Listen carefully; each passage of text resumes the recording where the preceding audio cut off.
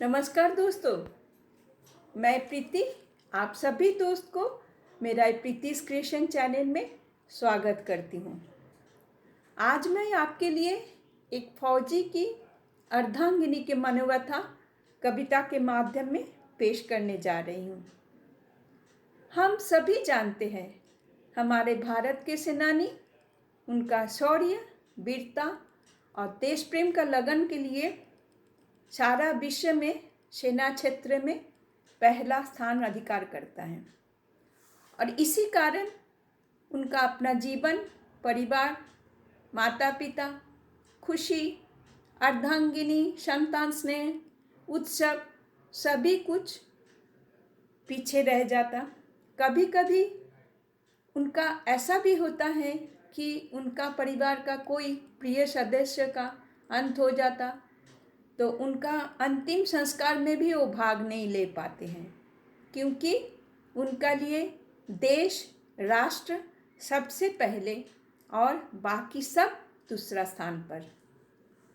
इसी क्रम में वो देश सेवा के लिए कभी जब अपना बलिदान दे देते हैं, तो उनका इस आकस्मिक निधन से उनका परिवार पर, उनका अर्धांगिनी पर, उनका माता पिता, उनका संतान पर क्या प्रभाव पड़ता है वो हम सब कभी नहीं समझ पाते हैं। मैं आज इसी कविता के माध्यम से आपके सामने उन फौजी के अर्धांगिनी का मनोव्यथा पेश करने की कोशिश की हूँ।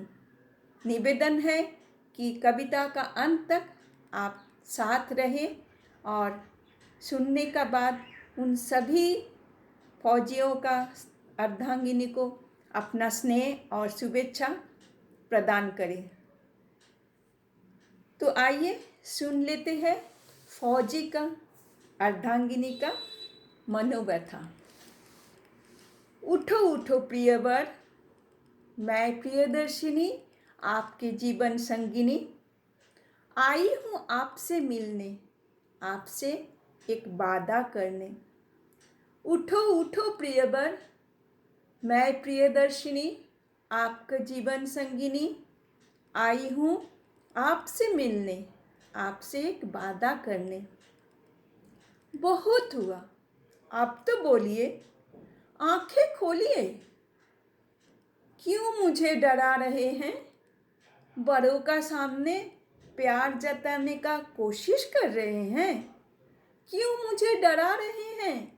बड़ों का सामने प्यार जताने का कोशिश कर रहे हैं।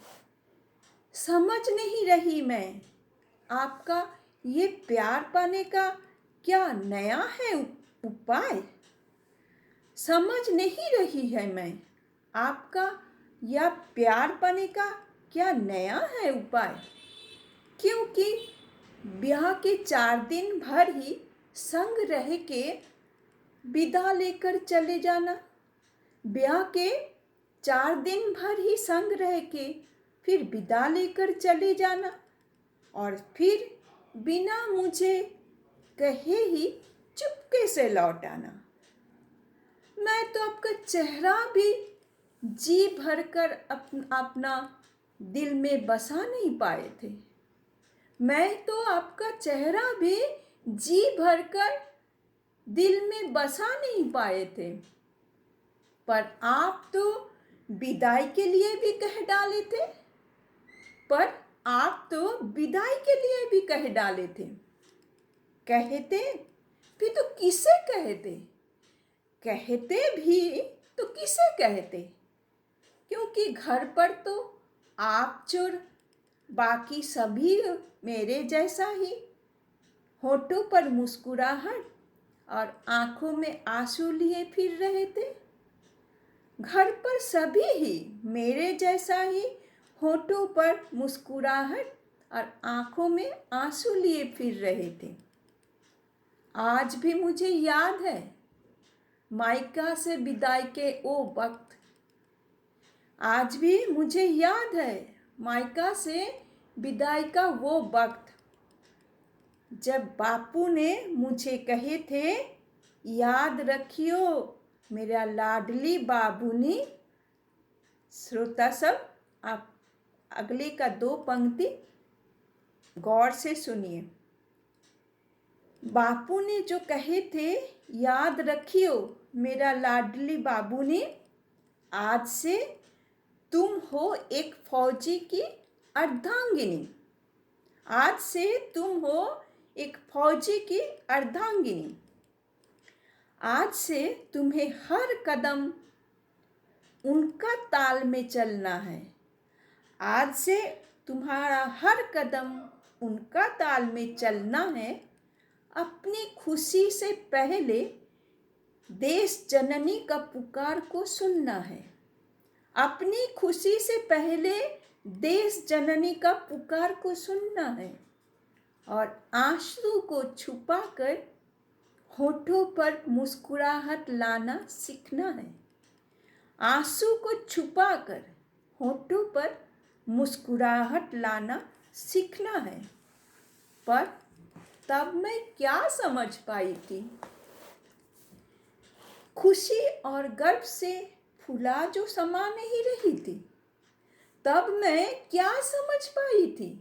खुशी और गर्व से फूला जो समा नहीं रही थी। पर आज मैं बापू का वो हर बात अक्षर अक्षर समझ रही हूँ। पर आज मैं बापू का उस बात अक्षर अक्षर समझ रही हूँ। पर बापू, श्रोतागण फिर सुनिए उनका ये प्रश्न। पर बापू, क्या मैं उस 4 दिन में ही फौजी का अर्धांगिनी बन गई हूँ? पर बापू, क्या मैं उस 4 दिन में ही फौजी का अर्धांगिनी बन पाई हूँ? पर देखो बापू, मैं तुम्हारे दी हुई सीख को भूले नहीं। पर देखो बापू, मैं तुम्हारी दी हुई सीख को भूले नहीं। मैं अपने फौजी को अंतिम विदा देते हुए, मैं फौजी का अर्धांगिनी हूँ, भूले नहीं।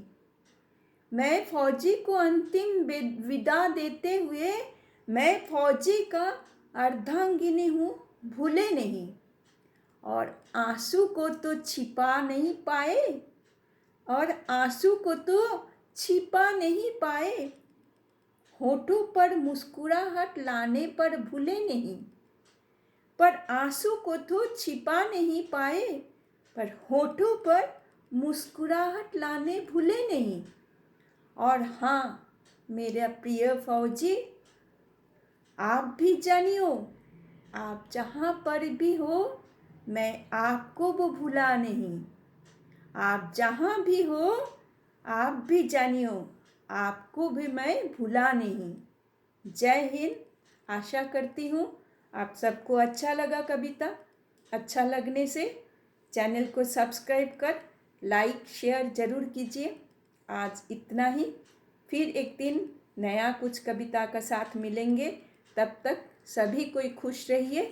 धन्यवाद।